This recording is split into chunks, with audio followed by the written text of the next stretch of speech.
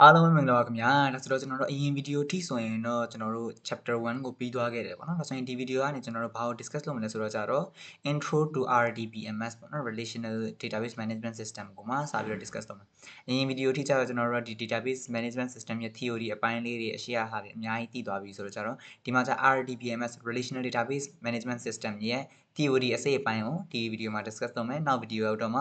အဲ့ဒါကို relational algebra နဲ့ပြန်ရှင်းမယ်ပြီးတော့ကျတော့မှအဲ့ဒီရဲ့နောက်ဗီဒီယိုရောက်တော့မှ SQL structure query language SQL ကိုတကယ် practically ပြန်လုပ်မယ်ပေါ့ဒါဆိုတော့ SQL မသွားခင်မှာအဲ့ဒီ SQL နဲ့ပတ်သက်တဲ့ပေါ့နော်SQL ဆိုတာတကယ် structure query language ဆိုတာဒီ RDMS relational database ကိုသုံးတဲ့query ဖြစ်တယ်ပေါ့နော်query language တစ်ခုဖြစ်တယ်ပေါ့နော်ဒါဆိုတော့ဒီ RDBMS ကိုနားမလည်ပဲနဲ့ app ကိုသွားမယ်ဆိုရင်အဆင်မပြေဘူးပေါ့ဒါကြောင့်တော့ဒီ theory ဘိုင်းကိုကောင်းကောင်းမွန်နားလည်ဖို့လိုတယ်ဒါဆိုတော့ဒီ video မှာအဲ့ဒီ theory တွေအကုန်လုံးကို discuss လုပ်မှာဖြစ်တယ်ဒါဆိုတော့ relational model မှာကျွန်တော်တို့အရင် video မှာလည်း discuss လုပ်ခဲ့တယ်ဒီမှာကျအကျယ်တဝင့်ပြောမှာပေါ့ဒါဆိုရင် relational model မှာ data is stored in tables tables ဒီမှာ data ကိုသိမ်းတယ် relationships are established via foreign keys ဒါဆိုတော့ table တွေအများကြီးရှိမယ် table တစ်ခုနဲ့တစ်ခုဘာနဲ့ချိန်မလဲဆိုတော့ foreign key ကနေတစ်ဆင့်ချိန်မယ်တဲ့နော်ဒါဆိုတော့ table ဒီ relational model မှာဆိုအများနဲ့သတိထားကြည့်ရပါလဲဆိုတော့ table is called relation table တစ်ခုကို relation တစ်ခုလို့ခေါ်တယ် table တစ်ခုက relation တစ်ခု column တစ်ခုကိုကြာ attribute လို့ခေါ်တယ်ဥပမာ roll number ဆိုတဲ့ column ရှိရဆိုရင်အဲ့ဒါဒီ attribute ဒါဆိုရင် name ဆိုတာဒီလည်း attribute တစ်ခု semester ဆိုတာဒီ attribute တစ်ခု address ဆိုတာဒီ attribute တစ်ခု row is called tuple row တစ် row ချင်းစီကိုကြာ tuple လို့ခေါ်တယ်ဒီမှာအခေါ်အဝေါ်လေးတွေမှတ်ထားပါတော့တခါ tuple လို့ခေါ်မယ်ပြီးတော့ cell တစ်ခုချင်းစီဒီ cell တစ်ခုချင်းစီကိုကြာ value လို့ခေါ်မယ်ဒါဆိုရင် value လို့ခေါ်မယ်value လို့ခေါ်မယ် okay ပေါ့ value လို့ခေါ်မယ်ပေါ့ဒါဆိုရင်အဲ့မျိုးပုံစံမျိုးနဲ့ကျွန်တော် relational model ကိုသူကအခေါ်အဝေါ်လေးတွေဒီမှာတစ်ခါလေးပြောထားရပါဒါဆိုတော့ဒီ relational model မှာပေါ့နော်ဒီမှာပြောထား relationships are established via foreign keys ဒါဆိုရင် foreign key နဲ့ relationships တွေဘယ်လိုမျိုး establish လုပ်တယ်လဲဆိုတာကိုဒီမှာ example လေးတစ်ပုဒ်နဲ့ပြောပြလိုက်မယ်ဒါဆိုတော့ case ဆိုပါစို့excel sheet နဲ့ပြလိုက်မယ် wait a minute okay ဒါဆိုဒီမှာဆိုရင် case ဆိုပါစို့ဒီမှာဆိုရင် number ရှိတယ်ပေါ့ name ရှိတယ်ပေါ့ပြီးတော့ age ရှိတယ်ဆိုပါစို့ပြီးတော့ကြာတော့မှ case ဆိုပါစို့ student roll number ဆိုပါစို့ roll number ပေါ့ပြီးတော့ကြာတော့မှသူရဲ့ name ရှိမယ် age ရှိမယ်ပေါ့အဲ့ရှိမယ်ပေါ့ဒါဆိုရင် roll number မှာဆိုရင် roll number case ဆိုပါစို့1ဆိုပါစို့ name ဒီမောင်ပေါ့ age ဒီ case ဆိုပါစို့20ဆိုပါစို့ပြီးတော့ကြာတော့မှဒီဘက်ကိုပြန်သွားမယ်ဒါဒီ2ဒါဒီအောင်ဆိုပါစို့အောင်ဒီလည်း case ဆိုအောင်ဒီ21ဆိုပါစို့အဲ့ဒါဒီလိုမျိုးသိမ်းမယ်ဆိုရင်ကြာဒါဒီမှာ control a take to right okay ဒါဆိုတော့ဒီမှာဆိုရင် row number name age ဆိုပြီးတော့ကြာတော့မှသူ့မှာဒီ attribute 3ခုရှိတယ်ဒါဆိုရင်အဲ့ဒီ attribute 3ခုမှာမှ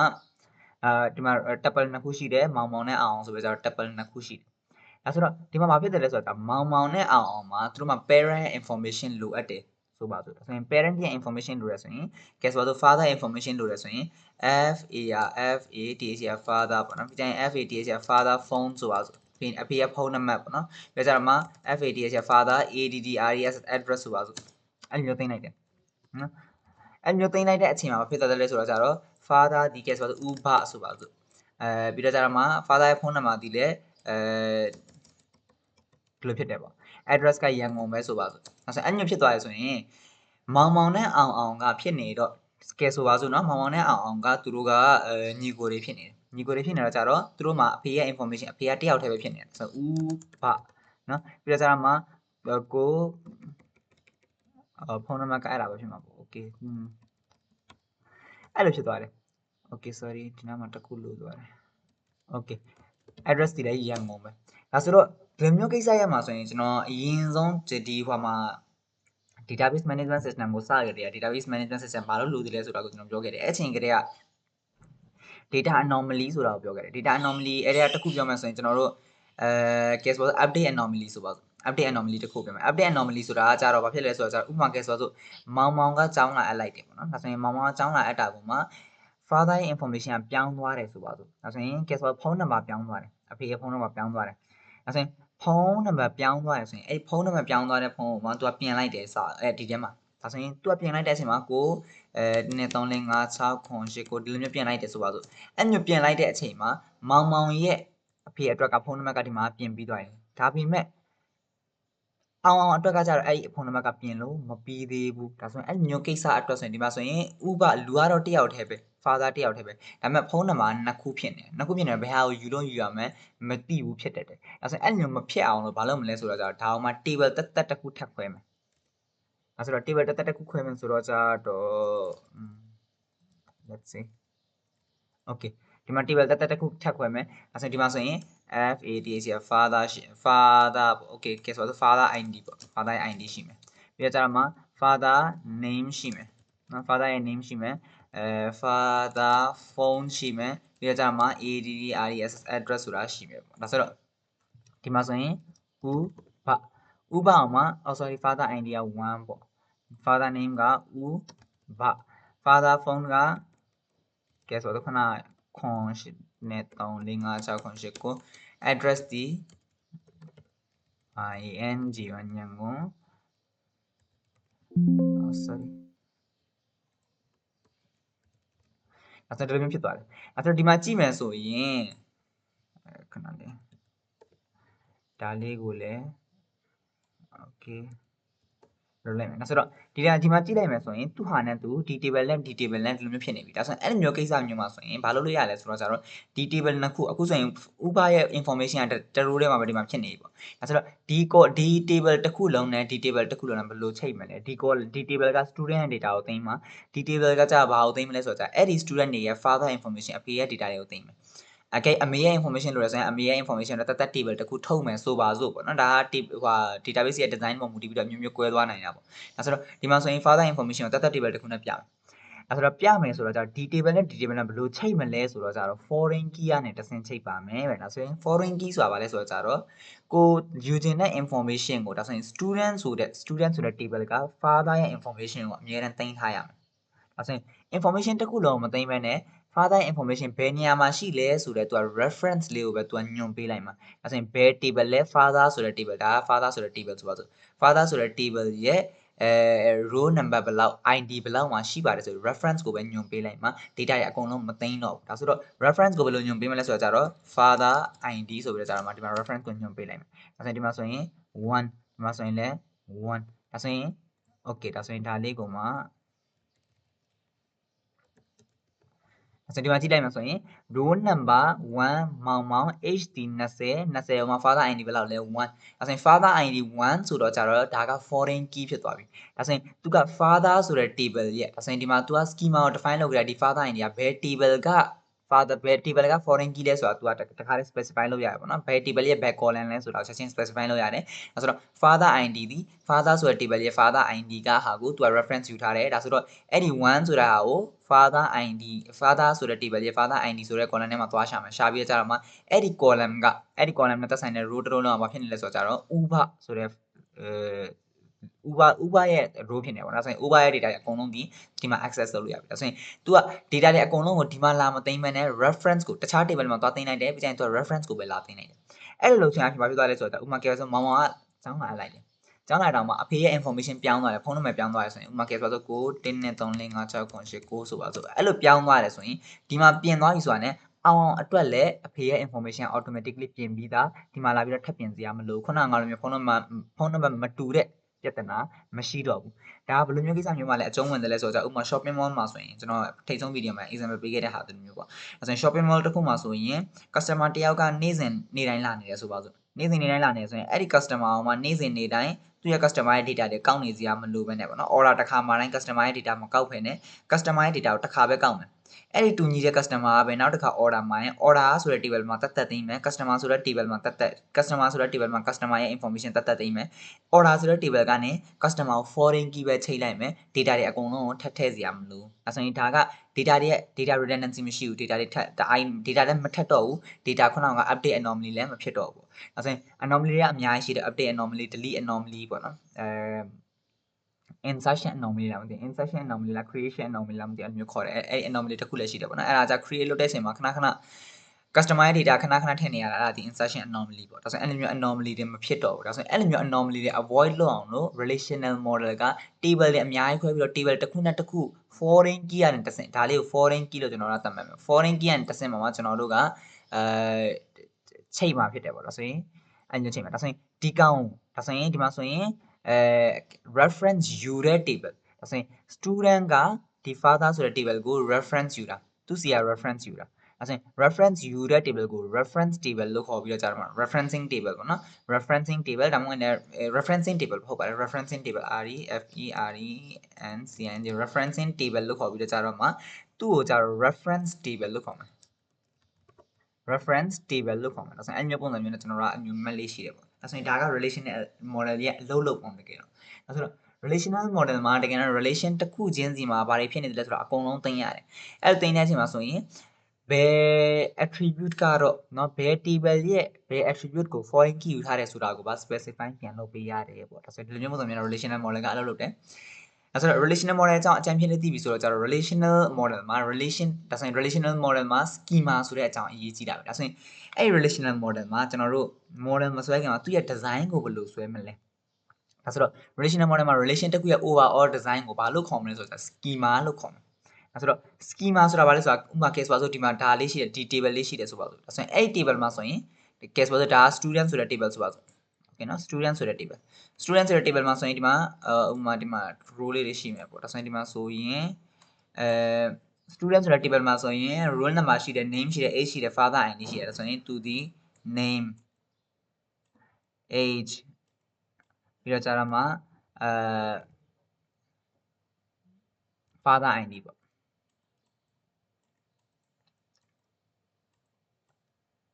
father id ဆိုပြီးတော့သူမှာရှိတယ်ဆိုပါစို့အဲဆိုရင်အဲ့ဒီ name ရဲ့ data type ကဘာလဲเนาะအဲ့ဒီ name ရဲ့ constraints တွေကဘာလဲဆိုတာအကုန်လုံးကိုသူက schema တစ်ခုမှသူက define လုပ်ပြီးမှာအဲဆိုရင်ဒါလေး schema table လို့ခေါ်တယ်ဒါဆိုရင်ဒီ schema table ကနောက်ပိုင်းကျရင် SQL မှာပြင်ပြီး generate လုပ်လို့မှာပေါ့နော် name ကဘာ data type လဲပေါ့နော်အဲ့ဒီ name က foreign key လား foreign key ဆိုရင်ဘယ် table ကနေယူထားရလဲသူမှာ constraints တွေဘယ်လိုမျိုး constraint တွေရှိသလဲပေါ့နော်အဲ့ဒါတွေအကုန်လုံးကိုသူကဒီထဲမှာသိမ်းမှာအဲ့ဒါ schema ပေါ့နော်အဲ့ဒီ schema ကိုမှကျွန်တော်တို့ပုံဆွဲမှာဥပမာ case ဆိုဒီမှာဆိုရင်ဒါကတစ်ခုဆိုပါစို့ဥပမာဒါ relation တစ်ခုဒါဆိုရင်ဒီမှာဆိုရင် relation ဆိုရင်ဒါကဘာလဲဆိုတော့ relation student ဆိုတဲ့ relation တစ်ခုရှိတယ်အဲ့ဒီ student မှာဆိုရင်သူ့မှာဒီ roll number ရှိတယ် ROLL roll number ပြီးတော့ကျွန်တော်သူ့ရဲ့ name ရှိတယ် age ရှိတယ်ပြီးတော့ကျွန်တော် father id ရှိတယ်ဆိုပါစို့ father id ရှိတယ်ဆိုပါစို့ဒါဆိုတော့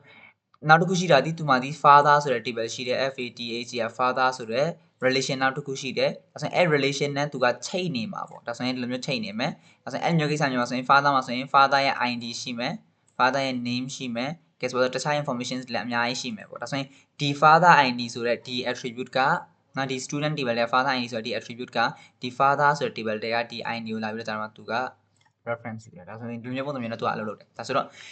ဒါကိုဒီလိုမျိုး design လေးဆွဲတာကိုဘာလို့ခေါ်လဲဆိုတော့ schema လို့ခေါ်တယ်ဒီ design လေးကိုကြာတော့ဒါဆိုရင် schema မှာဆိုရင်လည်းနှစ်မျိုးရှိမယ်ပေါ့နော် logical schema နဲ့ physical schema ဆိုပြီးနှစ်မျိုးရှိတယ်ဒါအခုဆွဲလိုက်တာ logical schema ဒါဆိုရင်အရင် chapter မှာလည်းကျွန်တော် discuss လုပ်တယ် logical design ဆိုတော့ logical design ကကြတော့logical design ဒါကိုခေါ်လို့တော့မရသေးဘူး logical design ER diagram ကိုအဓိကပြောချင်တာပေါ့နော်ဒါဆိုတော့အဲ့ logical design ကိုမှ schema ဆွဲလိုက်ရင်အဲ့ဒါ logical schema ပေါ့ဒါဆိုရင် logical schema ပြီးတော့ကျတော့ဘာဖြစ်သွားတယ်လဲဆိုတော့ကျတော့ logical schema ဘာတွေပါမလဲ relation နာမည်တွေပါမယ် relation ရဲ့နာမည်တွေပါမယ်ပြီးကျရင် attribute name and properties attribute တစ်ခုချင်းစီရဲ့နာမည်တွေပါမယ်သူရဲ့ property တွေ data type တွေ B ထဲမှာထည့်ပေးရတယ်ပေါ့နော်သူရဲ့ data type ကဘာလဲဆိုတော့ဒီ B နားမှာထည့်ပေးရတယ်ပေါ့နော်ဒီမှာတော့မရေးတော့ဒါဆိုတော့ပြီးတော့ကျတော့မှသူရဲ့ constraint တွေအကယ် constraint တွေရှိရဆိုရင်လည်း constraint တွေပါသူ့မှာ define လုပ်လို့ရတယ်နော်ဒါဆိုရင်အဲ့ဒါတွေလည်းထည့်လို့ရတယ်အဲ့ဒါဒီပါလဲဆိုတော့ logical schema ဒါဆိုရင်ဒီ DAS schema ပေါ့ဒါ schema diagram လို့ခေါ်တယ်ဒါလေးကိုကြာတော့ schema လို့ခေါ်လို့မရသေးဘူးနော် schema ဆိုတာ it's more ဘယ်လိုပြောမလဲပို့ပြီးတော့ constraints တွေများမယ်ပေါ့နော်သူကအများကြီးရှိတယ်ပေါ့နော်ထည့်စီရတယ်ဒီ schema diagram မှာကျတော့ attribute နာမည်နဲ့ attribute data type တွေထည့်လိုက်အောင်လည်းလုံလောက်တယ် relationship လေးတွေချိန်လိုက်အောင်လည်းလုံလောက်တယ်ပေါ့နော်ဒါပေမဲ့အဲ့ဒါတွေကိုနောက်ထပ် constraints တွေပါညာတွေတော့ထည့်လို့မရှိဘူးပေါ့နော် constraint တွေအကုန်လုံးဖော်ပြနေတာဆိုရင်တော့ schema table လေးတွေနဲ့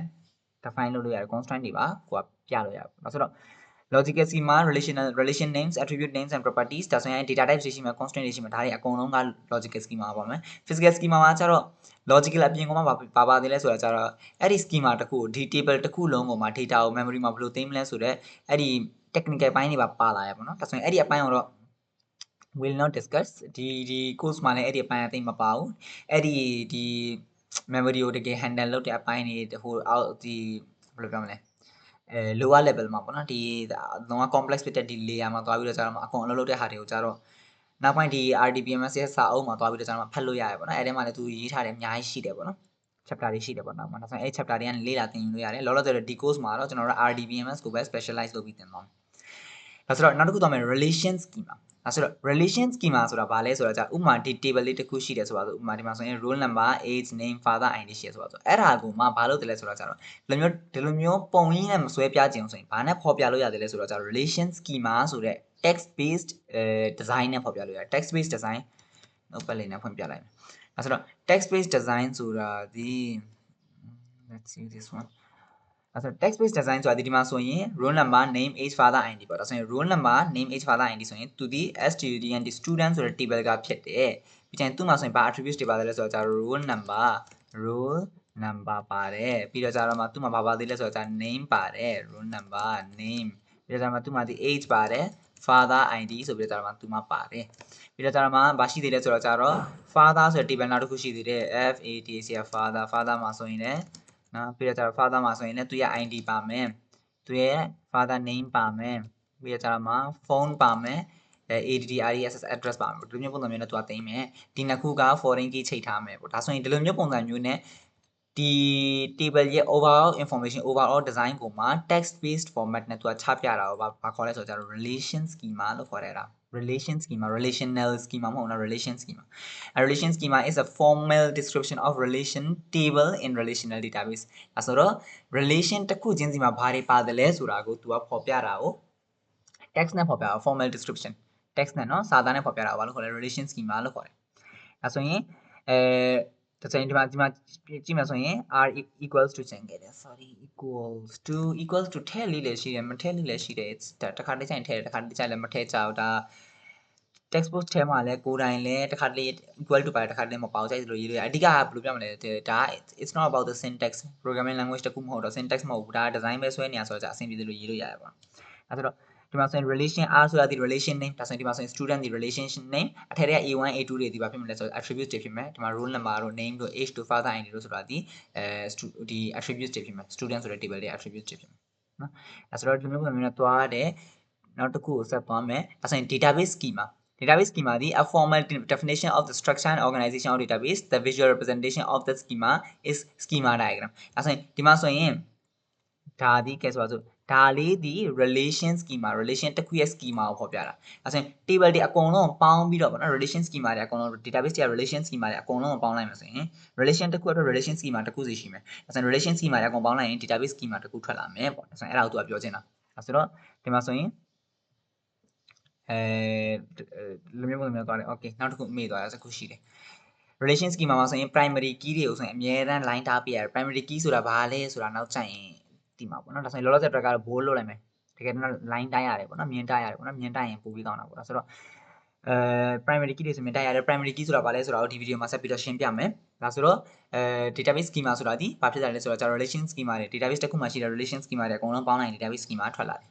ဒါအားကြီးအဲ့ဒါကိုဒါအားကြီးလဲပြောစရာမလိုဘူးပေါ့နော်ဒါဆို schema diagram ဆိုတာဘာလဲဆိုတော့ဒီ relation schema ကိုဒီ database schema ပေါ့နော်ဒီ database schema ကိုမှ diagram ပုံစံပြောင်းလိုက်ရင် schema diagram ထွက်တယ်ဒီလိုမျိုးဒါ schema diagram နောက်ဒီလိုမျိုးပုံစံမျိုးနဲ့ schema diagram ထွက်လာမယ်ဒါဆိုရင် schema diagram ဒီမှာ schema diagram ကြည့်ရင် customer ရှိတယ် sales ရှိတယ် product ရှိတယ်ဒါဆိုရင်sales ဆိုတဲ့ table က customer ကိုသူက reference ယူတယ် customer ရဲ့ data ကိုသူကဝယ်တိုင်းကောက်မနေဘူး customer ရဲ့ data ကိုတစ်ခါပဲသိမ်းမယ်အဲ့ဒီသိမ်းထားတဲ့တစ်ခါသိမ်းထားတဲ့ data ကိုပဲခဏ reference ယူပြီးတော့ကြာမှာသူကသိမ်းမယ်ပေါ့သုံးမယ်ပေါ့ product data ကိုလည်းသူကခဏသူက sale ရောင်းတိုင်း product data ကိုထည့်စရာမလိုဘူးဘယ် product ကတော့ဘယ်လောက် price ရှိတယ်ဘယ်လောက်ကုန်ကျစရိတ်ဘယ်လောက်ရှိပါတယ် discount ဘယ်လောက်လဲ profit ဘယ်လောက်လဲဆိုတာအကုန်လုံး product ဆိုတဲ့ table မှာသူကထည့်ထားမယ် row တစ် row ကိုပဲအဲ့ဒီ row တစ် row ပဲဥပမာ case ပါဆိုcase ပါဆိုခောက်ဆွဲတစ်ထုပ်ဆိုပါဆိုခောက်ဆွဲတစ်ထုပ်မှာသူက product ဆိုတဲ့ table မှာခောက်ဆွဲရဲ့ information တွေအကုန်လုံးထည့်ထားမယ်ဈေးတစ်ခါ customer တယောက်ကဈေးတစ်ခါလာဝယ်တိုင်းပေါ့နော်အဲ့ဒီခောက်ဆွဲတစ်ထုပ်လာဝယ်တိုင်းခောက်ဆွဲ information ထည့်စရာမလိုရှိပြီးသား data ကိုပဲတွားပြီး reference ယူပြီးသူကသိမ်းမယ်ပေါ့ဒါဆိုရင်ဒါက relational database ရဲ့သူ့ရဲ့ဝင်ရင် core concept ကအတိုင်းဖြစ်တယ်ပေါ့နော်ဒါဆိုတော့ဒီမှာကြည့်မယ်ဆိုရင်schema ဒီ schema မှာကြည့်မယ်ဆိုရင် customer ဆိုတဲ့ table ရှိတယ် customer ဆိုတဲ့ relation ရှိတယ်ပေါ့နော် table လို့မခေါ် relation ရှိမယ်သူ့မှာ attributes တွေဒီ id ရှိမယ် customer name customer email customer address customer phone ရှိမယ် customer ရဲ့ id ဒီ integer ဖြစ်မယ်ပေါ့နော် customer ရဲ့ name ဒီvarchar 80 varchar ဆိုတာဒီဒါဒီ string ပေါ့နော် programming သဘောတရားအရာပြောမယ်ဆိုရင် string ဖြစ်မယ်ပေါ့နော် ဒါနောက်ပိုင်း SQL သင်ပို့ပြီးအချက်တဝင်းသိတယ်မယ်လောလောဆယ်အတွက်ကတော့ varchar ဆိုတာ string လို့မှတ်လိုက်လို့ရတယ်ပေါ့နော်ပြီးတော့ customer email ရှိမယ်သူဒီလဲ varchar တစ်မျိုးပဲ customer address ဒီသူလဲ varchar ပဲပေါ့နော်ပြီးရင် customer phone ကကြတော့သူက phone number က character မပါဘူးလေသူကကျတော့ဟိုပဲဖြစ်မှာပေါ့number တွေပဲဖြစ်မှာဆို big int ပေါ့နော် integer နဲ့ဆိုရင် तू က phone number တစ်ခုမှာဆိုရင် तू ကစုစုပေါင်း10လုံးရှိမှာပေါ့ရှေ့က3ည9နဲ့မြန်မာနိုင်ငံရဲ့ address နဲ့ပြောမှာဆိုတော့ဒါမှမဟုတ်လည်း959ပါထည့်လိုက်မယ်ဆိုရင်17လုံးဖြစ်မှာပေါ့ဒါဆိုရင်17လုံးရှိမှာဆိုတော့ကြတော့ဒီ integer နဲ့ကမထိန်းနိုင်ဘူးမသိမ်းနိုင်ဘူးအဲ့လောက်ထိအကြီးကိုဒါဆိုရင် big int နဲ့သိမ်းမယ်ပေါ့ဒါဆိုရင်ဒါက data type ဖြစ်တယ်ဒီ domains တွေကိုပြီးကြရင်ပြန်ပြောမှာပေါ့နော်ပြီးတော့မှ sale ဆိုတဲ့ table ရှိတယ် sale ဆိုတဲ့ table က sale ID ရှိမယ် sale time ရှိမယ် sale time က time stamp ဆိုတဲ့ data type ဖြစ်မယ်ပြီးတော့ကျတော့မှ buyer ID ကကြတော့သူ့ကို reference ယူတယ်ဒါဆိုရင်ဒီလိုမျိုးပုံစံမျိုးနဲ့ table တစ်ခုနဲ့တစ်ခုပေါ့နော် table တစ်ခုမှာဘယ် attributes တွေရှိသလဲဘယ် attribute ကဘယ် data type လဲဘယ် attribute နဲ့နော်ဘယ်ဒီ table ရဲ့ဘယ်ဒီ attribute ကတော့ဘယ် table ရဲ့ဘယ် attribute ကိုတွားပြီးတော့ reference ယူတယ်လဲဆိုတာကိုအကုန်လုံးကိုဒီမှာတွားပြီးတော့သူက define လုပ်ပေးတာအဲ့ဒါ schema diagram ပုံကြည့်လိုက်တယ်နော်အကုန်ရှင်းသွားတယ်သူရဲ့ relation တွေအကုန်လုံးရှင်းသွားတယ်ပေါ့နော်အဲ့ဆိုတော့ specifying the domain data type or attribute is completely optional ဒါဆိုရင်ဒီမှာဆိုရင်ဒီ domain ပေါ့နော်ဒါကို data type လို့ခေါ်မှာပေါ့ data type ကို domain လို့လည်းခေါ်တယ်ဒီ domain တွေကိုဖော်ပြတာကကြတော့it's completely optional ဒါကထည့်ခြင်းလဲရတယ်မထည့်ခြင်းလဲရတယ်တချို့ကထည့်ကြတယ်တချို့ကလည်းမထည့်ဘူးschema diagram ကအရန်ကြီးသွားပြီဆိုရင်ထည့်ဖို့မဆန့်တော့ဆိုရင်လည်းမထည့်ကြဘူးပေါ့ဒါမှတခါတလေကြာရင်လည်းဘယ်လိုပြောမလဲ design ဆွဲတဲ့လူကကိုဖတ်လိုက်အောင်လည်းတခါတည်းရှင်းသွားအောင်လို့သူက data type တွေတခါတည်း specify လုပ်ချင်တယ်ဆိုရင်လည်း it's up to the designer ပေါ့ဒီ database ကို design ဆွဲတဲ့လူပုံမူတည်တယ် underline the primary keys in each relation primary key တွေကိုအမြဲတမ်း line ထားပေးရမယ် primary key ဆိုတာဘာလဲဆိုတာကိုပြီးကြရင်ပြန်ပြောမှာပေါ့နော်ဒါဆိုရင်ဒီမှာဆိုရင် primary key လေးတွေကို line ထားမယ်အမြဲတမ်းသတိထားရမယ် schema diagram ER diagram မှာပြီးကြရင် relation schema မှာရော database schema မှာရော schema diagram မှာရော ER diagram မှာရောဒီ primary key တွေကိုအမြဲတမ်း line ထားပေးရမယ် okay ဆိုတော့ schema diagram example ဒီမှာဆိုရင်လည်းနောက် example တစ်ခုဖော်ပြထားရပါတော့ဒီလိုမျိုးပုံစံမျိုးနဲ့သူကဘယ် table တွေရှိမယ်ဘယ် table မှာဘယ် table နဲ့ဘယ် table ကဘယ်လိုမျိုးချိတ်ဆက်ထားပါတယ်ပေါ့ဒီလိုမျိုးပုံစံမျိုးနဲ့သူကအကုန်လုံးပြောပြထားရပါတော့ဆိုတော့ database instance အောင်ဆက်ပြောမယ်ဒါဆိုတော့ database instance ဆိုတာဘာလဲဆိုတော့ကြာတော့ကျွန်တော်တို့ဘယ်လိုဖြစ်သွား Okay, database instance ဆိုတာဘာလဲဆိုတော့ a snapshot of data in database at a given instant time ဒါဆိုရင်ဘယ်လိုရမလဲဒီ database table တစ်ခုမှာပေါ့နော်ဒီ relation တစ်ခုမှာဘာ data ရှိသလဲ row ဘယ်နှခုရှိသလဲပေါ့နော်အဲ့ဒါတွေအကုန်လုံးကိုမှเนาะ at a given time တစ်ခုမှာဥပမာ case ဆိုပါစို့9နာရီဆိုပါစို့9နာရီဆိုတဲ့အချိန်တစ်ခုမှာအချိန်အတွင်းမှာဆိုရင်ဒီ row တစ် row ထဲမှာ column ဥပမာ ဒီ table တစ်ခုမှာဒီ relation တစ်ခုမှာ row ဘယ်နှခုရှိသလဲ table ဘယ်နှခုရှိသေးတယ်ပေါ့နော် table ဘယ်နှခုရှိသေးလဲဆိုတာကို set လိုက်တာအဲ့ table မှာဘယ်လို data တွေရှိသေးလဲဆိုတာအဲ့ data တွေအကုန်လုံးကိုထုတ်လိုက်တာအဲ့လိုမျိုးထုတ်လိုက်တဲ့ data ကိုဘာလို့ခေါ်သေးလဲဆိုရင် instance လို့ခေါ်တယ်ဒါဆိုရင်ကဲဆိုပါစို့ဒီ data ပဲဆိုပါစို့ဒါဆိုရင်ဒီ table မှာဆိုရင်ဒါဒီ data ကကျောင်းရဲ့ data ကိုမှမနက်9နာရီထုတ်ထားတဲ့ data ဆိုပါစို့10နိုင်လောက်ကျတော့နောက်ကျောင်းသားတယောက်ကလာပြီးကျောင်းလာရတဲ့ဆိုရင်နောက်ကျောင်းသားတယောက်ရဲ့ data ပါဒီထဲမှာထပ်သွားမယ်အဲ့ဒီကျောင်းသားတယောက်အတွက် further information နောက်တစ်ခုထပ်သွားမယ်ဒါဆိုရင်10နာရီအတွက် data ကိုယူလိုက်မယ်ဆိုရင်10နာရီစာ instance database ရဲ့ instance ကိုယူလိုက်မယ်ဆိုရင် snapshot အဲ့ဒီအဟာကိုယူလိုက်မယ်ဆိုရင်ဘာဖြစ်လာမလဲဆိုတော့ table မှာဒီမှာဒီ row နောက် row တိုးလာမယ်ဒီမှာဆိုရင်လည်း row နောက် row တိုးလာမယ်ဒါဆိုရင်အဲ့မျိုးပုံစံမျိုးနဲ့အချိန်ပေါ်မူတည်ပြီးတော့ကြာမှာ database မှာ data တွေကသူ့ဟန်သူအချိန်ပေါ်မူတည်ပြောင်းနေတယ်ပေါ့နော်အဲ့ဒါ instance လို့ခေါ်တယ်ပေါ့နော် snapshot ဆိုရင်အဲ့မျိုးပုံစံမျိုးနဲ့သွားတယ်ဒါကတော့ theory သဘောတရား just for general knowledge နောက်ဆိုတော့ကျတော့ keys အရေးကြီးတဲ့အစိပ်အပိုင်းတစ်ခုလာပြီးဒီ keys ရဲ့သဘောတရားကိုနားမလည်ဘူးဆိုရင်ဘာဖြစ်မလဲ primary key foreign key ပဲနားလည်ထားတယ်ဆိုရင် okay SQL ရကောင်းရနိုင်တယ် okay အဲ့ဒါ not a big deal ER diagram design ဆွဲတဲ့အချိန်ကြာရင်ပေါ့နော်ဘယ်လို design ဆွဲမလဲပေါ့ design ကိုပြီးကြရင်ပြန်ပြီးတော့ကြာတော့မှ integrity constraints integrity တွေမညှိအောင် redundancy တွေမရှိအောင် anomaly တွေမရှိအောင်လို့ normalization လုပ်တဲ့အချိန်ကြာရင် normalization အချိန်ကြာရင်ဒီ key တွေရဲ့သဘောတရားနားမလည်ဘူးဆိုရင်ဘာမှလုပ်လို့မရဘူး key တွေအရင်ရေးကြည့်ပါတယ်ဒါဆိုတော့ keys ကပါလဲဆိုတော့ fundamental to the structure of a database တစ်ခုရဲ့ structure မှာအရင်ကိုအရေးကြီးတဲ့အခန်းကဏ္ဍပါဝင်တယ် crucial in ensuring data integrity and establishing relationship between tables ဒါဆိုတော့ data integrity နဲ့table တစ်ခုနဲ့တစ်ခု relationships တွေချိန်တဲ့အချိန်မှာသူကအရင်ကိုအရေးကြီးတယ်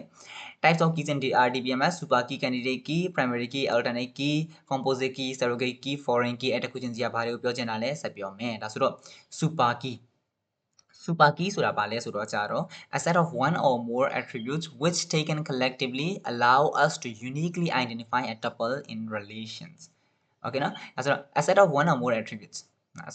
attributes which taken collectively allows us to uniquely identify a tuple in relationship ဘာလဲဆိုတော့ကြာတော့ relation တစ်ခုမှာ relationship တာဖြစ်နေ relation တစ်ခုမှာဖြစ်တယ်လဲဆိုတော့ကြတော့ tuples တွေအများကြီးရှိတယ်အဲ့ tuples တွေအများကြီးကိုမှ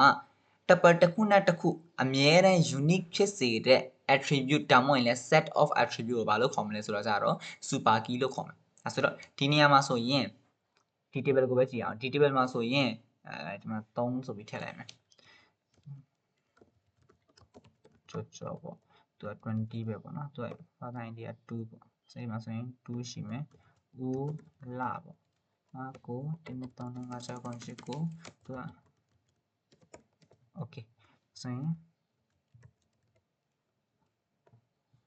အဲ့ဒါအောင်မှဒီမှာ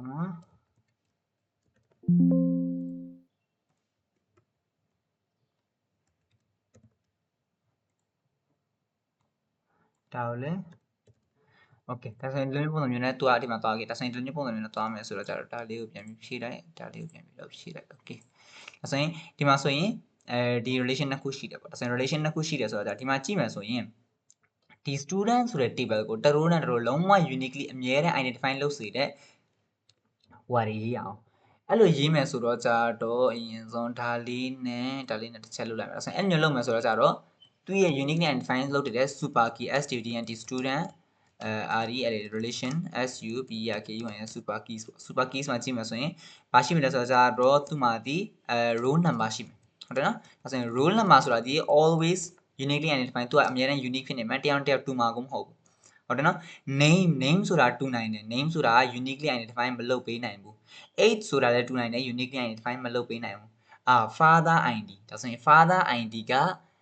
လဲတူနိုင်တယ် uniquely identify မလုပ်နိုင်ဘူးမောင်နှမတွေဟိုတပါမောင်နှမတွေရှိမယ်ညီကိုတွေရှိမယ်ဒါဆိုရင်ဒါရအများနဲ့တူနိုင်တယ်ပေါ့နော်ဒါဆိုရင်ဒီလိုမျိုးကိစ္စမျိုးတွေမှာဆိုရင်ထပ်နိုင်တယ်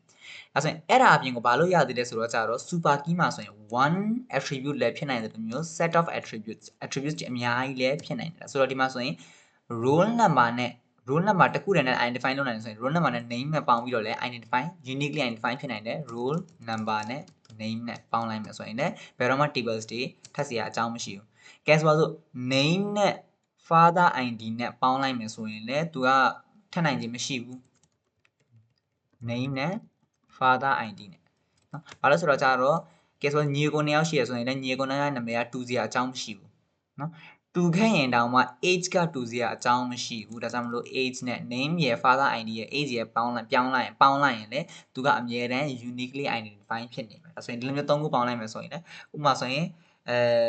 father id က1 name ကမောင်မောင် age က20ဒါဆိုရင် father id ကလည်း1 name ကလည်းမောင်မောင် age ကလည်း20ဆိုတော့လူ2ယောက်ကရှိစရာအကြောင်းမရှိဘူး father id 1ဆိုရင်အဖေတယောက်တည်းဆိုရင်ညီကိုတွေဆိုရင်နာမည်တူစရာအကြောင်းမရှိဘူးနာမည်တူခဲ့တယ်ဆိုရင်တော့မှ age အသက်တူစရာအကြောင်းမရှိဘူးဒါဆိုရင်ဒီလိုမျိုးပုံစံမျိုးနဲ့ uniquely identify လုပ်လို့ရတယ်အကယ်၍သူ့မှာတခြားသော email တွေဖုန်းနံပါတ်တွေပါညာရှိတယ်ဆိုရင်သူ့မှာ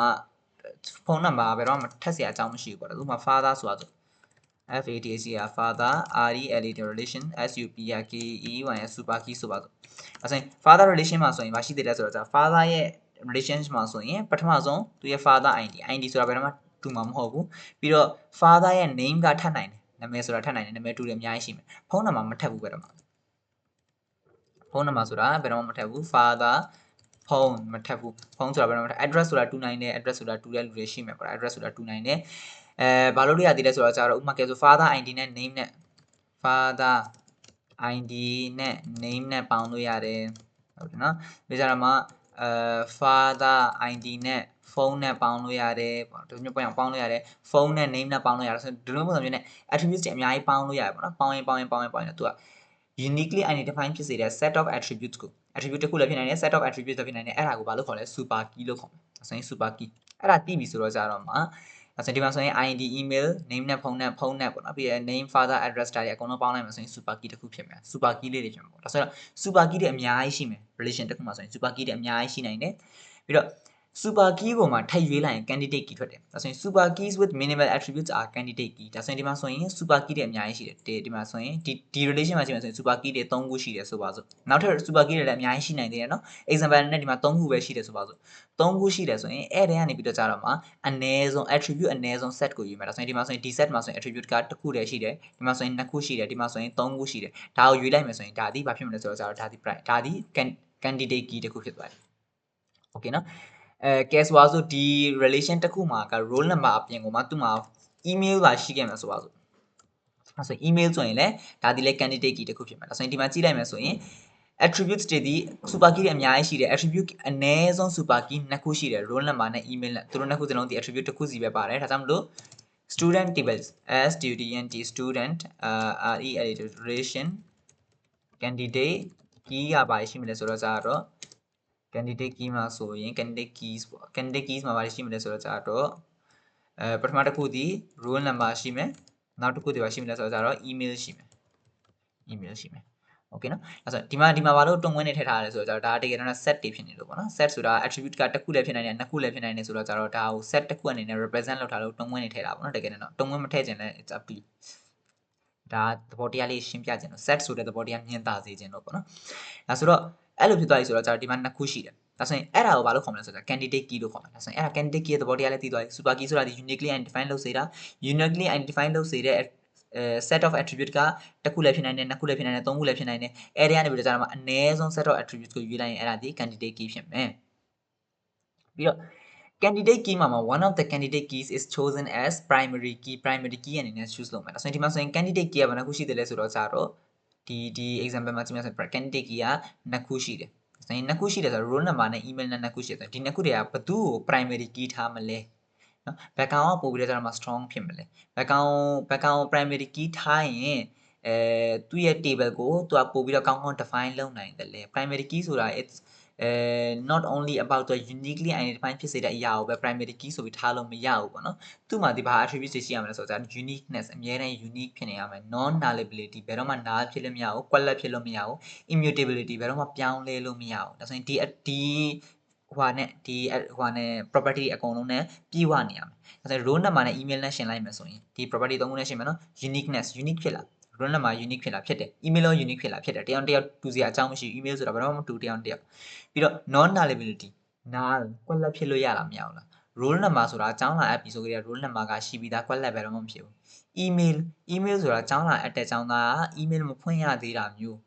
ရှိနိုင်တယ်အခြေအနေမျိုးရှိနိုင်တယ် non nullability နော်ဒါဆိုရင် null ဖြစ်နိုင်တယ်အဲ့မှာ property လေးချုပ်ဖောက်သွားတယ်ကဲဆိုတာဆိုဒီလိုယူဆလိုက်မယ်အကြောင်းလာအပ်တဲ့အကြောင်းသားတိုင်း email ရှိတယ်ဆိုပြီးတော့ယူဆလိုက်မယ် okay that's fair ဒါဆိုရင်ယူဆလိုက်မယ်ဆိုရင်လည်း immutability mutable ပြောင်းလဲလို့မရဘူးဒါဆိုရင်လူတယောက်ရဲ့ email ဆိုတာပြောင်းလဲနိုင်တယ် it's up to the condition မှာမူတည်ပြီးတော့ပြောင်းလဲနိုင်တယ်ဆိုတော့ roll number ဆိုတော့ဘယ်တော့မှမပြောင်းလဲဘူး roll number မပြောင်းလဲဘူးသူဝင်တဲ့သူရဲ့ roll number ဒါမှမဟုတ်လည်း student ID ပေါ့ဘယ်တော့မှမပြောင်းလဲဘူးဒါဆိုတော့ roll number နဲ့ email ကိုကြာပါထားမလဲဆိုတော့ကြာတော့roll number ရဲ့ email မှာဆိုရင် primary key ဘယ်သူ့ကိုထားရင်ပို့ပြီးအဆင်ပြေလို့ဆိုတော့ roll number ကို primary key ထားရင်ပိုကောင်းတယ်ဒါကြောင့်မလို့ roll number ကို primary key ထားမယ် primary key ထားလိုက်တယ်ဒါဆိုရင်ဒါဒီလိုမျိုးပုံစံမျိုးနဲ့ primary key choose လုပ်တယ်ဒါဆိုရင် primary key တစ်ခုရွေးမယ်ခုနကကျွန်တော်တို့ primary key ပြောနေတာ primary key တစ်ခုရွေးမယ်ဆိုရင်အရင်ဆုံးဘာရှာရမလဲ super key ရှာရမယ်ဘယ် attributes တွေကဒီ table မှာဒီ relation မှာဘယ် attributes တွေက row တွေကို tuples တွေကို uniquely identify လုပ်စေတယ်အဲ့ဒါတွေကိုရှာမယ်ရှာပြီးပြီဆိုတော့ကြာတော့ array ကနေပြီးတော့ကျွန်မ candidate key တွေရွေးမယ် candidate key ဆိုတာဒီ minimal set ထဲမှာ minimal attribute တွေပါတဲ့ဟာကိုရွေးလိုက်မယ်ဒီမှာဆိုရင်နှစ်ခုထွက်လာတယ် roll number နဲ့ email နော်ဒါဆို roll number နဲ့ email ထွက်လာတယ်အဲ့နှစ်ခုမှာမှနော် uniqueness non nullability immutability ဆိုတဲ့ဒီ property ၃ခုနဲ့ညီမျှတဲ့အရာကိုဘာလို့ခေါ်မလဲဆိုတော့ကြာတော့ဒီ property ၃ခုစလုံးနဲ့ညီမျှတဲ့ attribute ကိုပဲ primary key ထားမယ်အကယ်၍သာcandidate key ၄ခုရှိတယ်၄ခုစလုံးကဒီ uniqueness non nullability immutability ဆိုတဲ့ဟိုဟာကိုပေါ့ဒီ property ၃ခုစလုံးကိုပြည့်လဲတယ်ဆိုရင်တော့ကိုကြိုက်တဲ့ဟာတစ်ခုကို primary key ထားလို့ရတယ် it's up to the user ပေါ့ it's up to the database designer ပေါ့ဒါဆိုရင်အဲ့လိုမျိုးပုံစံမျိုးနဲ့သွားလို့ရတယ်ဒါဆိုရင်ဒီလိုမျိုးပုံစံမျိုးနဲ့database primary key ကိုရွေးလို့ရတယ် there must be only one primary key per table primary key တစ်ခုပဲရှိရမယ် table တစ်ခုမှာဆိုရင် primary key တစ်ခုပဲရှိရမယ်ဆိုတော့သဘောတရားဒီ primary key ဆိုတာဥပမာကဲဆိုတာဆိုဒီမှာ roll number နဲ့ email မရှိဘူးဆိုပါဆိုဒီ super key မှာပေါ့နော် super key မှာ roll number နဲ့ email မရှိဘူးလို့ယူဆလိုက်မှာပေါ့နော်ဆိုရင် roll number, name ကိုပဲကျွန်တော်တို့က candidate key ယူလိုက်တယ်ဆိုရင်ဒီကောင်ကပဲ primary key ဖြစ်သွားမယ်သူက candidate key တစ်ခုတည်းရှိတယ်ဆိုပါဆိုအဲဆိုရင်ဒီဟာကိုပဲကျွန်တော်တို့က candidate key ယူလိုက်မယ်ဒါကိုပဲ primary key ယူလိုက်မယ်ဆိုရင်ဒီမှာကြည့်မယ်ဆိုရင်ဒီ set က primary key ဒါဆိုရင် table တစ်ခုလုံးမှာ primary key ဆိုတာတစ်ခုပဲရှိရမယ်အဲ့ဒီ primary key ဆိုတာဒီ attribute တစ်ခုတည်းဖြစ်နိုင်တယ်လို့မျိုး set of attribute လည်းဖြစ်နိုင်တယ် ပြောချင်တဲ့သဘောတရားဒီ role number နဲ့ name ပေါင်းပြီးတော့ primary key ဖြစ်တယ် role number တစ်ခုတည်းက primary key မဟုတ်ဘူး name ဆိုတဲ့တစ်ခုတည်းကလည်း primary key မဟုတ်ဘူး role number နဲ့ name နဲ့ပေါင်းပြီးတော့မှ primary key ဖြစ်တယ် role number နဲ့ name နဲ့ပေါင်းပြီးတော့ primary key ဖြစ်တယ်ဆိုရင်ဘာရေးလို့မရအောင်လဲဆိုတော့ကြတော့ role number က primary key ဖြစ်တယ်ဆိုပြီးတော့မှရေးလို့မရဘူး okay နော် table တစ်ခုမှာ primary key ဆိုတာတစ်ခုတည်းပဲရှိရမယ်တစ်ခုတည်းဆိုတာဒီ set of attribute ဖြစ်နိုင်တယ် attribute တစ်ခုတည်းဖြစ်နိုင်တယ် okay နော်ဒါဆိုရင်အဲ့လိုမျိုးပုံစံမျိုးနဲ့ primary key ဆိုတာတစ်ခုတည်းပဲရှိရမယ်ဒါဆိုရင်အဲ့လိုမျိုးရှိတယ်အဲ့ကိစ္စသတိထားရအောင်ပေါ့ဒါဆိုရင် alternate key alternate key ဆိုတာခုနကငါဒီမှာပြောခဲ့တဲ့ဒါလေးကိုတစ်ချက်လောက်ဖြတ်ရအောင် control z z z မူရင်းနေရာကိုပြန်သွားရအောင်ဘယ်လောက်ထိဖြတ်လိုက်ကြလဲခုနက okay ဒီထိပေါ့ဒါဆိုရင်မူရင်းနေရာကိုပြန်သွားမယ်ဆိုရင်ဒီမှာဆိုရင် primary key ဒါဆိုရင် primary key အဖြစ်မရွေးခံရသော candidate key ကို alternate key လို့ခေါ်မယ်ဒါဆိုရင်ဒီမှာကြည့်မယ်ဆိုရင် primary key အဖြစ်မရွေးခံရတဲ့ candidate key က email ဆိုတာဒီ alternate key ဒါဆိုရင်တစ်ခါတလေကျရင် primary key အပြင်ကမှတစ်ခါတလေကျရင် alternate key ရဲ့အသုံးဝင်မှုတွေလည်းရှိသေးတယ်ပေါ့နော်အဲ့ဒါပြီးကြရင်ဘယ်လိုပြောမလဲဒီ course မှာတော့သိပြီးသိရမှာမဟုတ်ဒါဒီ database management system နဲ့တကယ် application နဲ့စောက်တဲ့အချိန်ကျရင်သိနိုင်မယ်ဒီဟာတော့ဒါဆိုရင် primary key အဖြစ်နဲ့မရွေးခံရတဲ့candidate key ကိုဘာလို့ခေါ်မလဲ alternate key လို့ခေါ်မယ် composite key primary key consisting of two or more attribute ခုနကငါပြောခဲ့သလိုမျိုး primary key တစ်ခုတည်းမှာသူက set of attribute တစ်ခုဖြစ်ပြီးတော့ကြာမှာ attribute two or more attribute နှစ်ခုထပ်ပိုတဲ့ attribute ပါလာတယ်ဆိုရင်အဲ့ဒါကို composite key လို့ခေါ်မယ် composite key ကတစ်ခါတလေကျရင်ဘယ်လိုဖြစ်တယ်လဲဆိုတော့ကြတော့ဥပမာဒီမှာ table တစ်ခုရှိတယ်ဆိုပါစို့ဒါဆိုရင်ဒီမှာဆိုရင်ဒါဆိုရင် table တစ်ခုရှိတယ် table မှာဆိုရင် row တွေအများကြီးရှိမယ် okay နော် column တွေအများကြီးရှိမယ်အကယ်၍ row ကတန်းတန်းချီပြီးဖြစ်သွားပြီ millions of tuples ဖြစ်သွားပြီဒါဆိုရင်အဲ့လိုမျိုးကိစ္စမျိုးဆိုရင် table တစ်ခုတည်းမှာ rows အများကြီးဖြစ်သွားပြီဆိုရင်ကဲဆိုတော့ id ဆိုပြီးတော့ကြာတော့မှ id ကို primary key ထားလိုက်တယ်ဆိုပါစို့ဒါဆိုရင်အဲ့ဒီ id ကကဲဆိုတော့တစ်ကနေစတယ်တသန်းရောက်သွားတယ်3ည6လုံးဖြစ်သွားပြီဒီမှာ6 3ည6လုံးဖြစ်သွားပြီအဲ့3ည6လုံးရဲ့နောက်မှာ id ကသူ့ရဲ့ data type ဒီ integer ဆိုပါစို့အဲ့ဒီ integer 3ည6လုံးထပ်ပို့ပြီးသူကမနိုင်တော့ဘူးမထိန်းနိုင်တော့သူရဲ့ database engine က error ပြမယ်ဒါဆိုရင်အဲ့လိုမျိုးကိစ္စမျိုးမှာဆိုရင် error တွေပေါ်လာပြီ error ပေါ်လာပြီဆိုတော့ row အရေး row အကြောင်းအရေး1000ထပ်ပို့ပြီးတော့ထည့်လို့မရအောင်ဆိုတဲ့သဘောတရားဖြစ်သွားပြီဒါဆိုတော့အဲ့လိုမျိုးကိစ္စမျိုးတွေကိုဖြည့်ရှင်းလို့ရအောင်လို့ composite key ဆိုတဲ့အရာကိုသုံးတယ်ပေါ့နော် composite key မှာဘာလို့တယ်လဲဆိုတော့ id အပြင်ကိုမှ case ဆိုတော့ id တစ်ခုတည်းအောင်မှသူက primary key မထားတော့ဘူးကဲဆိုတော့sales ဆိုတဲ့ table တစ်ခုရှိဆိုပါစို့ sales ဆိုတဲ့ table မှာဆိုရင်ကဲဆိုတော့ customer id တော့ရှိကိုရှိမှာပဲ sales ဆိုတာဘယ် customer ဝယ်လဲဆိုတော့ customer id ကို reference ယူတာရှိကိုရှိမှာပဲနော်ဒါဆိုရင် customer id ဆိုတဲ့ customer id ရှိမယ် customer id က1ဆိုပါစို့ပြီးတော့မှသူ့မှာ sale id ရှိမယ်ဒါဆိုရင်သူ့မှာဒီ sale sale id ရှိမယ် okay နော်ဒါဆိုရင် customer id နဲ့ sale id ဆိုရင်သူ့မှာနှစ်ခုရှိတယ်ဒါဆိုရင် customer id ဒီသူဒီကဲဆိုပါစို့1 1နောက်တစ်ချက်နောက်တစ်ချောင်းလည်းပြလိုက်အောင်နော်ဒီ customer ကပဲဝယ်သွားတယ်ပေါ့ဒါဆိုရင် sale id ကကျတော့သူ့မှာဒီ1ပဲရှိတယ် sale id က1ပြီးတော့ကျတော့မှ sale id ဒီ2 okay နော်ဒါဆိုရင် customer နောက်တစ်ယောက်လာတယ် customer နောက်တစ်ယောက်ဒီသူက2ဆိုပါစို့နောက်တစ်ယောက်ဒီ2ပဲနောက်တစ်ယောက်ဒီ3ဆိုပါစို့ဒါဆိုရင် customer 2ကဝယ်တာပထမတစ်ချိန်ဝယ်တာကိုဘာလို့ထားမလဲဆိုတော့ကျတော့1ဆိုပြီးထားပေးလိုက်တယ် sale id ကို2ဆိုပြီးထားပေးလိုက်တယ်ဒီလိုမျိုးသွားတယ်ဆိုတော့ customer တယောက်မှာ sale id တွေ100စီရှိတယ် sale id တွေ1000စီရှိတယ်ဆိုရင်တစ်ကနေ1000စီသွားမယ်အဲဆိုတော့1112 21 22 31 32ဒါဆိုရင်ဒီလိုမျိုးပုံစံမျိုးနဲ့ pair လုပ်ပြီးသွားတော့ကြတော့သူက row ဒီ column တစ်ခုထဲမှာပဲ column တစ်ခုဒါက integer ဆိုပါစို့ဒါဆိုရင် integer ဆိုရင်လည်းသူ့ထဲမှာ1000ဆန့်တယ်ကဲဆိုပါစို့သူ့ထဲမှာသူက integer အနေနဲ့သူကအလွန်ဆုံးအကြီးဆုံးကဏ္ဍသိမ်းနိုင်တယ်1000ပဲသိမ်းနိုင်တယ်ဒါဆိုရင်အဲ့1000မှာတစ်ခုချင်းစီမှာဘာတွေကွဲနိုင်သေးသေးလဲဆိုတော့ကြတော့ sales တွေအများကြီးကွဲနိုင်သေးတယ်ဒါဆိုရင် sales ဆိုတာဒီလဲ integer တစ်ခုပဲဆိုပါစို့သူ့မှာဒီလဲ1000ပဲဆန့်တယ်ဆိုပါစို့ဒါဆိုရင်1000နဲ့1000နဲ့ညှောင်းလိုက်မယ်ဆိုရင်ကျွန်တော်တို့မှာဘယ်လောက် row ရသွားသေးလဲဆိုတော့ကြတော့1000ဆိုတော့ကြတော့ကျွန်တော်တို့မှာဒီမှာတင်1 million ရသွားတယ်နည်း3 4 5 1နဲ့3 4 5 6အကယ်၍ဒီမှာသာ3ညတစ်လုံးစီတိုးသွားမယ်ဆိုရင်ဒီမှာလည်းတစ်လုံးစီတိုးသွားမယ်ဒါဆိုရင်ပြောချင်တဲ့သဘောတရားပါလဲဆိုတော့ကြတော့ primary key ကိုမှာ column တစ်ခုထဲမှာမထားဘဲနဲ့ column နှစ်ခုခွဲလိုက်ခြင်းအပြင်ဘာဖြစ်သွားလဲဆိုတော့ကြတော့ column တစ်ခုထဲမှာသိမ်းရမယ့် data load ကနည်းသွားတယ်သူ့မှာ responsibility နည်းနည်းလေးကျသွားတယ်ကျတော့ data ကိုပို့ပြီးတော့ယုံကြည်စိတ်ချစွာသိမ်းလို့ရသွားတယ် customer id နဲ့ sale id နဲ့ဘာလုပ်လိုက်လဲ pair လုပ်ပြီးတော့ကြတော့မှ primary key အနေနဲ့ရွေးလိုက်ခြင်းအပြင် composite key အဖြစ်ရွေးလိုက်ခြင်းအပြင်ဒီအကျိုးကျေးဇူးရသွားတယ် okay နော်ဒါဆိုရင်ဒါကြောင့်မလို့ composite key ကိုသုံးလေးရှိတယ်ဆိုတော့ composite key ဆိုရင်ဘာလဲဆိုတော့ကြတော့ natural key versus surrogate key ဒါဆိုတော့ a primary key can either be natural key or surrogate key primary key တစ်ခုဆိုတာက natural key လည်းဖြစ်နိုင်တယ် surrogate key လည်းဖြစ်နိုင်တယ်တဲ့ဒါဆိုတော့ natural key ဆိုတာဒီ derived from actual data and has business meaning သူက actual data နဲ့ derive လုပ်တာ actual data တကယ်အဓိပ္ပာယ်ရှိတဲ့ data တစ်ခုဟုတ်တယ် and has business meaning သူမှဒီတကယ် meaning ရှိတယ်အဓိပ္ပာယ်ရှိတယ်အဲဆိုတော့ဥပမာပြောမှဆိုရင် roll number email roll number ဆိုတာက table ထဲမှာဒီ database ထဲမှာ theory သဘောတရားအရာပဲထည့်ထားမှာမဟုတ်ဘူးတကယ်အပြင်မှာလဲ roll number ကအသုံးဝင်တယ် email ဆိုတာတကယ်အပြင်မှာလဲအသုံးဝင်တဲ့ data အဲ့ဒါကဘာလဲဆိုတာကျတော့ natural key surrogate key ဆိုတာကျတော့ तू ကတကယ်အသုံးဝင်တဲ့ data မဟုတ်ဘူး तू က table မှာ primary key လို့နေလို့ unique identifier မရှိဘူး table မှာပေါ့နော်candidate key တွေနဲ့ तू က primary key ထားစရာအဆင်မပြေလို့ तू က artificial key တစ်ခုကို तू ကဖန်တီးလိုက်တာကို surrogate key လို့ခေါ်တယ်ဥပမာဒီမှာပြောမယ်ဆိုရင်ဒီမှာဆိုရင် roll number က तू က primary key တစ်ခု roll number primary key ဒါပေမဲ့ primary key မှာ roll number တကယ်အသုံးဝင်တယ်ဆိုရင် तू ဒီ natural key father id primary key တစ်ခုပဲဒါပေမဲ့ father id ကဘာဖြစ်လဲဆိုတာ father id ဆိုတဲ့အရာအပြင်မှာအသုံးဝင်လေဟုတ်တယ်နော်အသုံးဝင်တော့ဒါ तू ဒီပါဖြစ်တယ် surrogate key အကယ်၍ father id ကို primary key မထားဘဲနဲ့ father ရဲ့ NRC နံပါတ်မှတ်ပုံတင်နံပါတ်ကို primary key ထားခဲ့တယ်ဆိုရင်တော့ that's a different thing အဲ့ဒါ natural key ဖြစ်သွားပြီတကယ်အပြင်မှာအသုံးဝင်တယ်ဒီ father id ဆိုတာတကယ်အပြင်မှာအသုံးဝင် table မှာ primary key လို့နေတော့ id ကို तू ထည့်လိုက်တဲ့သဘောတရားပဲဖြစ်သွားလို့ surrogate key အဲ့လိုမျိုးဖြစ်တယ်အဲ့ဒါပြီးပြီဆိုတော့ကြာတော့မလာမလဲဆိုတော့ကြာတော့ foreign key ဆိုတာခုနကပြောခဲ့လို့ establish a relationship by referencing a primary key from another table ဒီမှာပြောတဲ့အတိုင်းပဲ primary key တခြား table primary key ကို तू reference ယူလိုက်တော့မှ तू က foreign key ဖြစ်တယ် reference ယူတဲ့ table ကို referencing table तू က reference ယူတယ်သူကိုဒါကြောင့်မလို့ तू ဒီ referencing table तू ဒီ referenced table reference ယူခဲ့ရတဲ့ tableကို referenced table လို့ခေါ်မယ် referential integrityဒါဆိုရင် properties of foreign key က property တွေပြောမယ် referential integrity reference table parent table ရဲ့ reference column ထဲမပါတဲ့ value တွေကိုထည့်လို့မရဘူးဥပမာဒီမှာဆိုရင် father id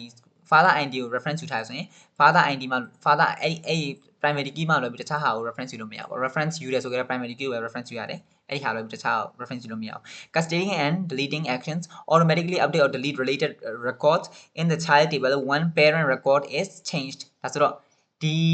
property တွေကိုလည်း तू ကလှုပ်ချင်လှုပ်လို့ရတယ် it's up to the database ရဲ့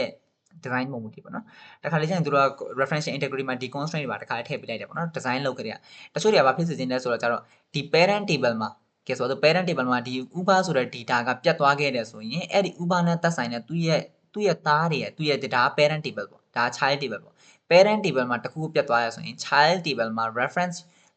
အယူခံရတဲ့ table မှာတစ်ခုပြတ်သွားရင် reference ယူတဲ့ table မှာပါအကုန်ပြတ်သွားမယ်အဲ့ဒါကိုအဲ့လိုမျိုးဖြစ်စေချင်လဲရတယ်ဒါမှမဟုတ်လေ reference ယူထားတဲ့ table မှာအကုန်ပြတ်သွားရင်ဒီ 1 ဆိုတဲ့နေရာမှာ null ဝင်သွားမယ်ဒီမှာဆိုရင် annual null ဖြစ်သွားမယ်အဲ့လိုမျိုးဖြစ်မှာပေါ့ဒါဆိုရင်ဒီမျိုးပုံစံမျိုးနဲ့လုပ်ချင်တယ်ဆိုရင်လည်းလုပ်လို့ရတယ်ဒါဆိုရင် foreign key တစ်ခုမှာဆိုရင်အဲ့ဒီ referential integrity တွေအကုန်အပြည့်အဝရှိတယ် user ပေါ်မူတည်ပြီးတော့ကျတော့မှ database design ပေါ်မူတည်ပြီးတော့ကျတော့မှအကုန်လုံးလုပ်လို့ရတယ်ပေါ့ဒါဆိုရင်အဲ့လိုမျိုးပြတ်သွားအောင်ဒါမှမဟုတ်လည်း null ဖြစ်သွားအောင်လို့ကျွန်တော်တို့ကပြင်လို့ရတယ်As a note, a relation can have multiple foreign keys, each referencing a different primary key in other table. As a relation can have multiple foreign key. Relation တစ်ခုမှာ table တစ်ခုမှာ foreign key တွေအများကြီးရှိနိုင်တယ် foreign key တစ်ခုစီကကြတော့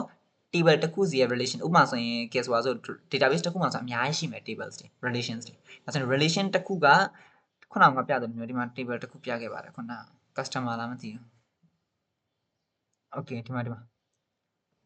okay နော်ဒီ relation ကဆိုရင်သူ့မှာဆိုရင် foreign key နှစ်ခုရှိတယ်ဒီ foreign key ကကြတော့ customer ဆိုတဲ့ table ကို reference ယူတယ်ဒီ foreign key ကကြတော့ product ဆိုတဲ့ table ကို reference ယူတယ်အများကြီးကိုသူကတစ်ချိန်တည်းမှာ reference ယူလို့ရတယ်ဆိုတဲ့သဘောတရားကိုသူကပြောချင်တာဖြစ်တယ်ပေါ့ okay နော်ဒါဆိုတော့ကြတော့ candidate key ရှိတယ်ပေါ့ဒါဆိုတော့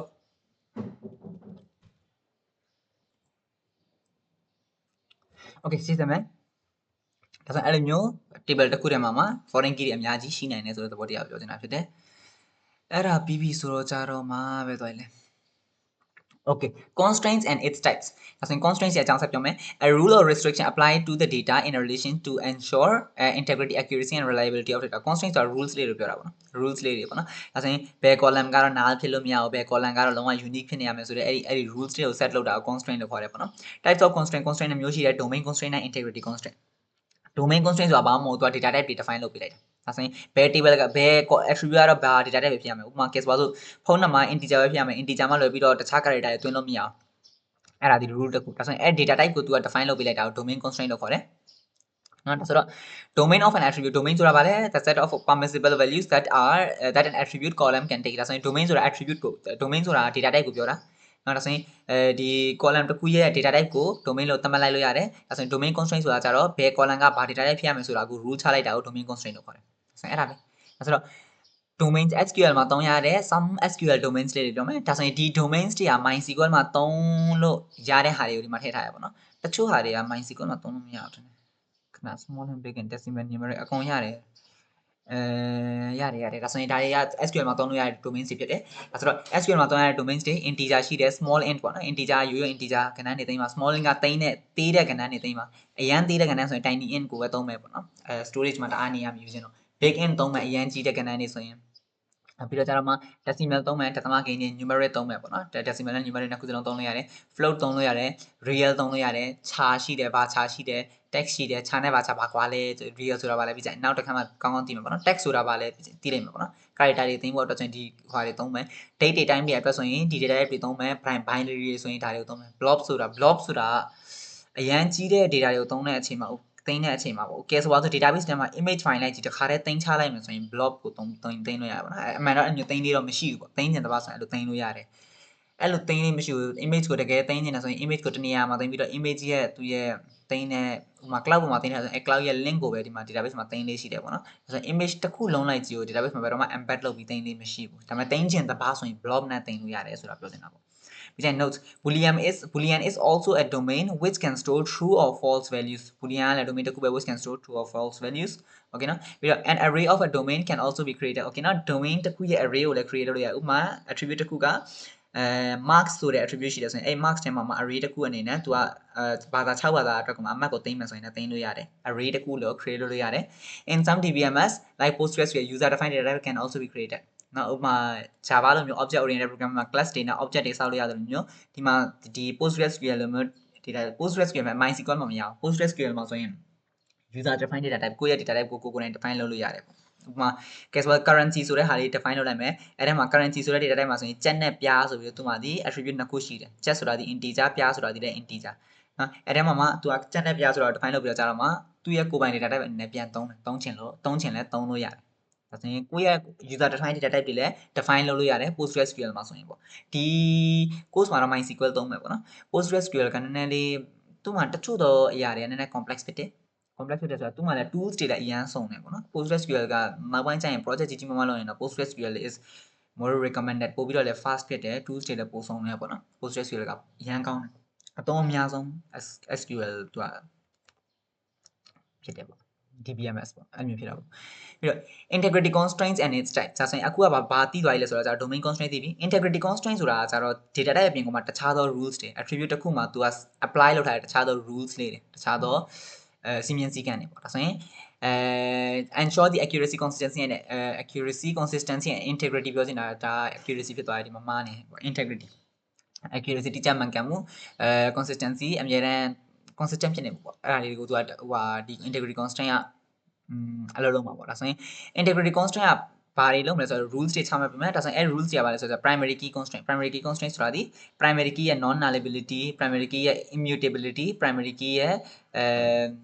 uniqueness ဒါကို define လုပ်တာဒါဆိုရင်ဒီ rules 3ခုကို primary key constraint လို့ခေါ်မယ် foreign key နဲ့ referential integrity constraint foreign key ဆိုတာဒီ foreign key ယူရဲဆိုရင်သူက parent table ရဲ့ primary key ကိုပဲ foreign key ယူရမယ် foreign key ယူလိုက်တယ်ဆိုရင်သူကဘာလုပ်လို့ရလဲဆိုတော့ okay parent table မှာအဲ့ဒီ reference ယူလိုက်တဲ့ row ကပြတ်သွားခဲ့တယ်ဆိုရင်ဒီဘက်မှာဘာလုပ်မလဲဆိုတော့ rules တွေကို define လုပ်လို့ရတယ်အဲ့ဒီ define လုပ်ထားတဲ့ rules တွေကိုမှ foreign key constraint လို့ခေါ်မယ် okay နော်ဒီအကြောင်းကိုနောက်ပိုင်းဒီ SQL သင်တဲ့အချိန်ကပို့ပြီးအကျယ်တဝင်းသိလိမ့်မယ်အခုရှင်းတဲ့ဆိုရင်တော့ theory သဘောတရားအရပဲဒါလေးကိုသိထားမယ်ပေါ့နော်နောက်ပိုင်း SQL ကိုတကယ်လုပ်တဲ့အချိန်တိုင်းပို့ပြီးကောင်းကောင်းသိလိမ့်မယ်ပေါ့ပြီးတော့ unique constraint ဆိုတာဒီတချို့သော attributes တွေဒီအများအား unique ဖြစ်နေဖို့လိုတယ်ဥပမာ email ဆိုတာဆို email ဆိုတာ unique ဖြစ်နေမှာဖြစ်မယ်ဒါဆိုရင် user အနေနဲ့ email ကိုမှ email တစ်ခုတည်းကို duplicate email တစ်ခုဆိုပါဆို mawon@gmail.com ဆိုပါဆိုအဲ့ mawon@gmail.com ကိုနှစ်ခါထည့်တယ်ဆိုရင်နှစ်ခါလက်မခံဘူးဆိုတဲ့ rule လေးတစ်ခုချခြင်းနဲ့ဆိုရင် rule တစ်ခုသတ်မှတ်လို့ရတယ်ဒါဆိုရင်အဲ့ဒါဒီ unique constraint attribute တစ်ခုက unique ဖြစ်နေရမယ်ဆိုတဲ့ constraint ကို rule ကိုချမှတ်ခြင်းနဲ့ဆိုရင် unique constraint ကိုသုံးတယ် not null constraint တခါတည်းကျရင်တချို့သော data တွေက null ဖြစ်နေလို့မရဘူးဥပမာဆိုပါဆိုကျောင်းလာအပ်တယ်ဆိုရင်ကျောင်းသားရဲ့ဖုန်းနံပါတ်က null ဖြစ်နေလို့မရဘူးဒါဆိုရင် null ဖြစ်နေလို့မရဘူးဆိုရင် not null constraint ဒီ rule ကိုချမှတ်လို့ရတယ်check constraint ဆိုတာဒီအသက်အရွယ်ကဲဆိုတော့ကျောင်းလာအပ်တယ်ဆိုရင်ကျောင်းသားရဲ့အသက်ကကဲဆိုတော့သူငယ်တန်းကျောင်းလာအပ်တယ်ဆိုရင်ကျောင်းသားရဲ့အသက်က6နှစ်အထက်ဖြစ်ကိုဖြစ်ရမယ်ဆိုရင်6နှစ်အထက်မဖြစ်ဆိုရင်ကျောင်းအပ်လက်မခံဘူးကျောင်းသားရဲ့ data ကို database တက်သွင်းဖို့လက်မခံဘူး ဆိုရင်လက်မခံဆိုရင် check constraint နဲ့သူကထိန်းလို့ရတယ်ကျောင်းသားရဲ့ age ကအမြဲတမ်း6နှစ်ထက်ကြီးရဲ့လားဆိုတော့အမြဲတမ်း check လုပ်နေမှာသူကတွင်းတိုင်းပြီးရင် default constraint ဆိုတာဒီအကယ်၍သာ user က data ထည့်တဲ့အချိန်မှာတခုမှဘာမှမထည့်လိုက်ဘူးဆိုရင်by default အနေနဲ့ဘာကိုထည့်မလဲဥပမာ case ဆိုပါစို့user က address ဆိုတဲ့နေရာမှာသူကဘာမှမထည့်လိုက်ဘူးဆိုပါစို့ address ဆိုတဲ့နေရာမှာသူကဘာမှမထည့်လိုက်ဘူးနားဖြစ်နေတယ်ကွက်လက်ဖြစ်နေတယ်ဆိုရင် address မှာရန်ကုန်ဆိုပြီး automatically ထည့်ပေးလိုက်မယ်ဒါက define လုပ်ပြရတာဆိုရင်ဒီလိုမျိုးပုံစံမျိုးနဲ့ constraint တွေအများကြီးကို define လုပ်လို့ရတယ်ဒီ constraint တွေအကြောင်းကိုမှနောက် chapter တစ်ခုမှာ SQL ကိုတကယ်သင်တဲ့အချိန်တိုင်းပိုပြီးကောင်းသိလိမ့်မယ်ပေါ့အဲဆိုရင်ဒီဗီဒီယိုမှာ RDBMS ရဲ့ theoretical အစိတ်အပိုင်းပေါ့ theory နဲ့ပတ်သက်တဲ့အစိတ်အပိုင်းတွေအကုန်လုံး discuss လုပ်ခဲ့တယ်နောက်ဗီဒီယိုမှာဆိုရင်အဲ့ဒီ RDBMS ကိုမှအရင်ဆုံးဒီ SQL မသင်ခင်မှာ RDBMS ကိုမှ relational model ကိုမှ relational algebra အရင်ဆုံးသင်မယ်ပေါ့ဒါဆိုရင် relational algebra သိပြီဆိုရင်ဒီ relational algebra ကတကယ်တော့မဟုတ်ဘူးဒီ SQL မသင်ခင်မှာသူ့ကိုမှ mathematically program မရေးခင်မှာ programmatically SQL ကိုမရေးဘဲနဲ့ mathematically relational model ကိုထိန်းတာ relational model ကိုrelational model ကနေ query တွေထုတ်တာပေါ့ဒါ relational algebra ပေါ့နော်အဲဆိုတော့ relational algebra နောက်ဗီဒီယိုမှာ